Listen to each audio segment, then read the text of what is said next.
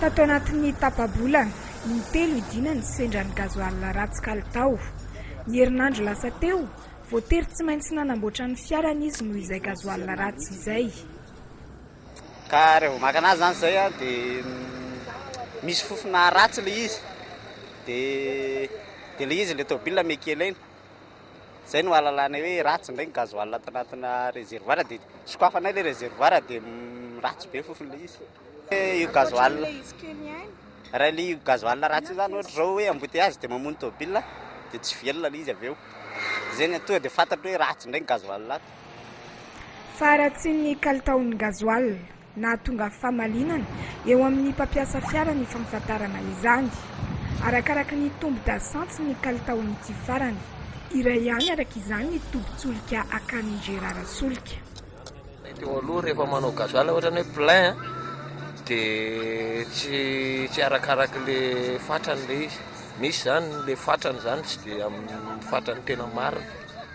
Zay zany na hoe misy freglenjana anazy, misy fa hoe ohatrany hoe rotrany fotsiny sisa potrany zareo fa le ranony zany ohatrany hoe rasa rotra fotsiny le gazoal. Ny anay zany zao rehefa ohatra hoe mampiditra le gazoal dia somary atranga kely mihitsy.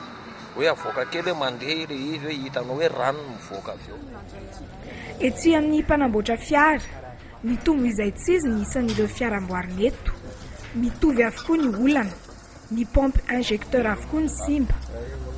Le solika gazoal zany dia le sakafo hoan'le pompe d'injection le gazoal zany karaha ratsy dia misofriry izy zany hoe matsiaro mijaly izy dia na ny setroka avoakany tsy normal na ny tanjaka le tômôbila amin'ny resaka puissance dia faible dia manimba pièce maro be ao anatiny nefa ny pièce ao anatiny izy io pièce somaro kely lafolafo vidy ary tsy ray tsy roa zao ny zavatra hita amin'izao fotoana izao fa maro ny olona mitaraina hoe nakasolika tary dia tonga eto hoe nanjary misy zatra ny sehotra dia jerena le qualité an'le solika ny ratsy.